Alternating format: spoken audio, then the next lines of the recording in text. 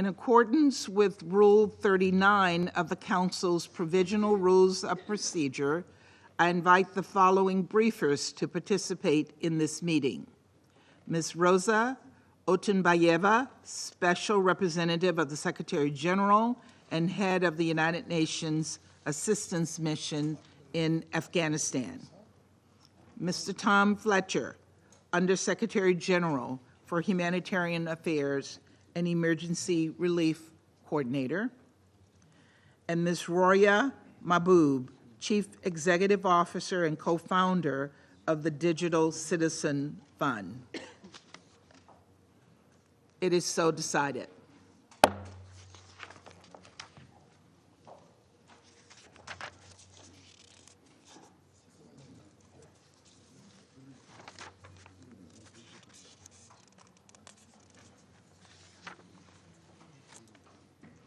The Security Council will now begin its consideration of item 2 of the agenda.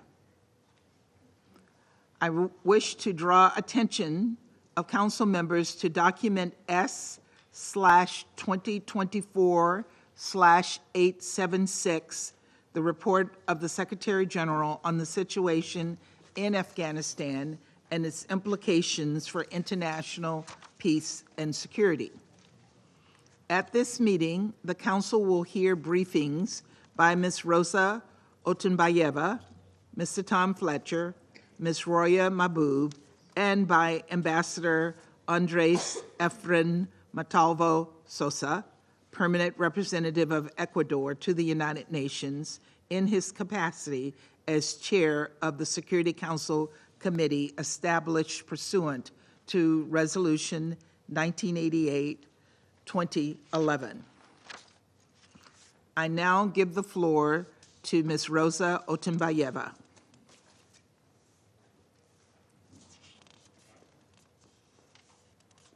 Madam President, as we move well into the 4th year of Taliban de facto authority rule over Afghanistan, we are facing an important test of our engagement efforts. The Security Council has mandated UNAMA to support Afghanistan's social and economic stabilization. We have sought to help create the necessary space for millions of women, men, girls, boys to receive life-saving humanitarian and basic human needs assistance. With the generosity of donors, the United Nations in Afghanistan has been able to provide assistance to 15.3 million people this year. The de facto authorities' restrictions on Afghan women working for national and international non-governmental organizations and the United Nations has been an obstacle requiring strong advocacy and coordinating mitigating actions. At the same time, the de facto authorities have continued to allow humanitarian access to all parts of the country. My OCHA colleague, USG Fletcher, will provide more information on this effort in his briefing today, including details on impediments to the provision of aid and how they are being addressed.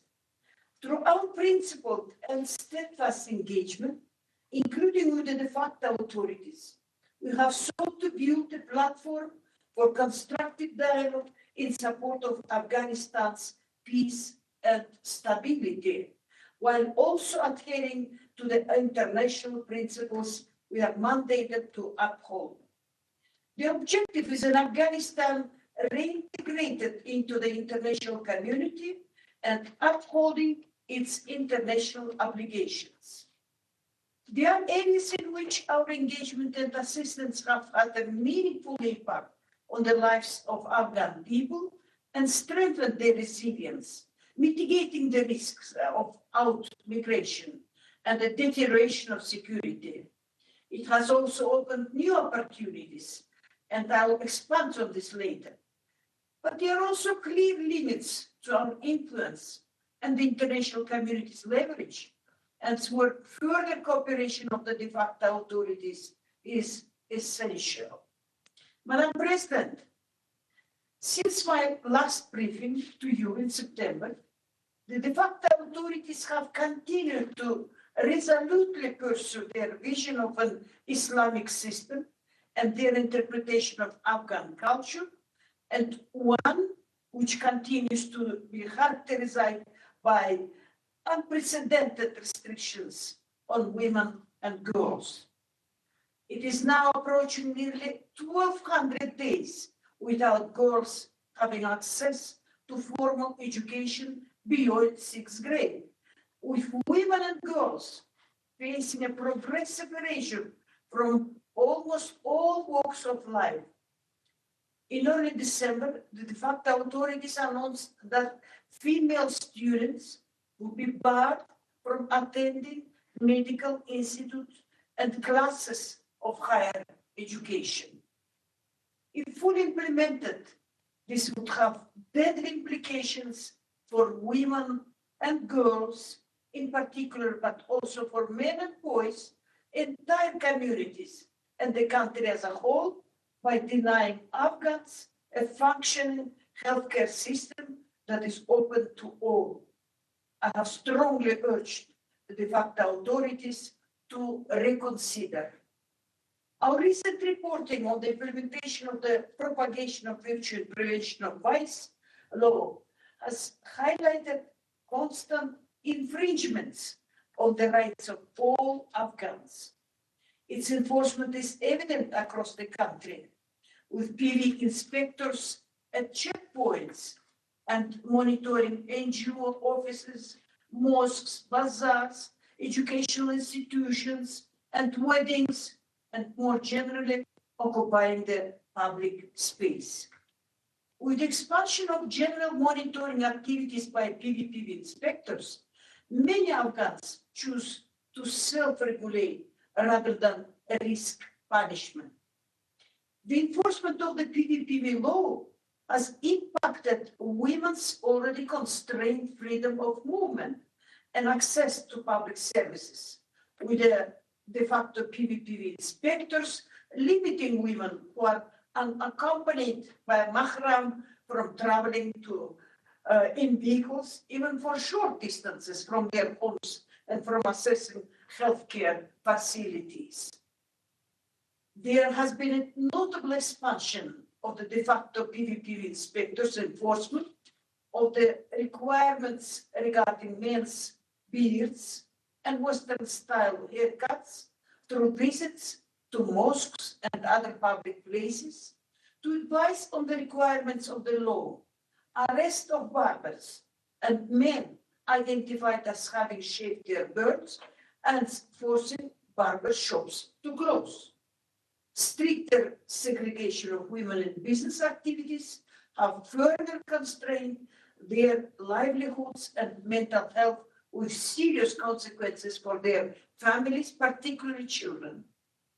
In a report released on 26 November, we documented a widening pattern of restrictions on the media, which undermine journalists and media workers' ability to serve as a cornerstone of a well-informed, inclusive, vibrant, and developing society. The space for public debate, including on key issues such as the rights of women and girls, continues to shrink given restrictions on political parties and civil society activities. Political decision-making by the de facto authorities is increasingly opaque, and they continue to deal with their internal dynamics. And as was demonstrated by this week's suicide attack on the de facto Minister of Refugees and Repatriation, in which the de facto minister and others lost their lives, there are continued threats to Afghanistan's security and stability. This is the complex and challenging context in which we work. However, we have been consistent in our approach which is to demonstrate the advantages to the Afghan people of their country's reintegration into the international community. This is something that UNAMA and other parts of the United Nations system in Afghanistan have been pursuing to do through our engagement and through the UN-convened meetings of special envoys. Madam President, there has been some progress in finding avenues for constructive discussions. Last month, we convened an inaugural working group meeting on counter-narcotics as a follow-up to the third meeting of special envoys, bringing together member states and the de facto authorities. Several participants acknowledged that de facto authorities have significantly reduced opium poppy cultivation, a long-standing demand of the international community, which has impacted rural livelihoods. During this meeting, I was encouraged by broad international participation, as well as the constructive approach of the de facto authorities. This is the beginning of a process intended to build confidence and produce results. The first meeting of the private sector working group, also follow-up to the third meeting of special envoys, is planned early next year. Our human rights team has held constructive discussions with the de facto authorities on the broader issues of human rights norms and standards, as well as specific issues of detainee access.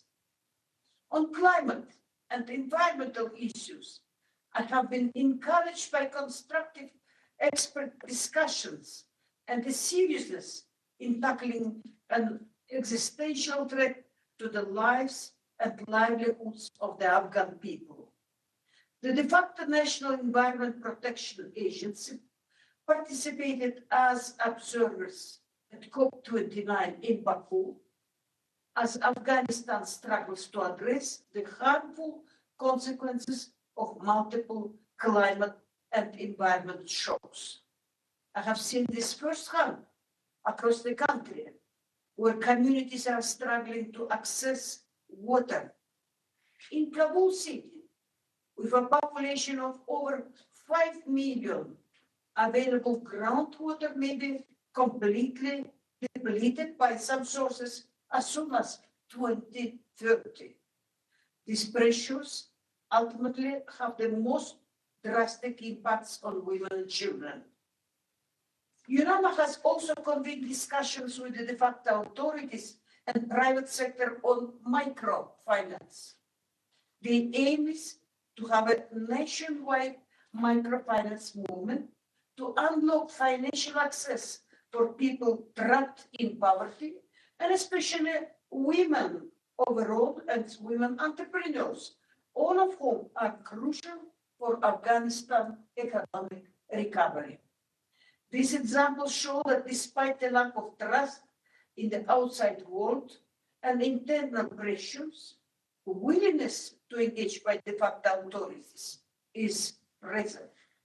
Madam President, I believe this willingness should be taken at face value and reciprocated as part of a constructive, step-for-step approach in line with independent assessment of November 2023, taken positive note of by the Security Council in its resolution 2721 of 2023. As I have stressed before, engagement is not normalization or recognition. It is a way of consistently communicating the advantages of rejoining the international system. It is a way of preventing Afghanistan's isolation, or worse, a return to conflict. Across Afghanistan, many people tell us that they want us to engage more with the de facto authorities and to help them to engage more. It is tempting to recoil in condemnation at policies the de facto authorities have adopted against their own population, and to progressively disengage from a crisis where there are no easy and no quick solutions. Some say that engagement has not worked because these decisions keep coming despite international condemnation. But pressure and condemnation do not seem to be working. And if pursued without forward-leaning, principled engagement, it will lead to Afghanistan's isolation. Isolation is not the solution. And so we must continue to engage to build trust for the benefit of the Afghan people. We must be both patient and pragmatic, while also strong and resolute in our principles. But above all, we must be resolute in our support of the Afghan people. Thank you. I thank Ms. Otunbayeva for her briefing. I now give the floor to Mr. Tom Fletcher. Thank you, Madam President, and thank you, SRSG, for your leadership. Although too rarely in the headlines, Afghanistan remains in the grip of a staggering humanitarian crisis. So let me give you some other headlines. Almost half the population lives in poverty. The climate crisis caused thousands of Afghans to lose their livestock, crops, and homes this year. Over a third of the population does not have access to health services. 1 in 3 Afghans are food insecure. Malnutrition rates are alarmingly high and continue to increase. And the continuing return of Afghans, more than 1 million this year, from neighboring countries, is putting further pressure on already overstretched services. So in all, half the population needs our support, making Afghanistan the second largest humanitarian crisis in the world right now. And now, on top of all this, as we've heard, the authorities have banned Afghan women from attending public and private medical institutes and from completing their end-of-semester exams. This was the last remaining sector in which Afghan women could pursue higher-level learning, following the ban on girls' higher education in December 2022. The directive will cause serious and lasting damage to healthcare for Afghan women and girls. It could prevent more than 36,000 midwives, 2,800 nurses from entering the workforce in the next few years. Rates of antenatal, neonatal, and maternal mortality will dramatically increase. And this in a country where 1/3 of women already give birth without professional medical support, and in which preventable maternal complications claim the life of a woman every 2 hours. This troubling news comes hot on the heels of the so-called Promotion of Virtue and Prevention of Vice law, promulgated in August. Since the adoption of that law, the proportion of Afghan women humanitarian workers who report being prevented from attending their vital work rose from 22 to 47% between September and December. And likewise, the proportion of humanitarian organizations reporting that their female or male staff were stopped by the so-called morality police has increased from 18 to 40%. Madam President, humanitarian assistance remains essential in Afghanistan.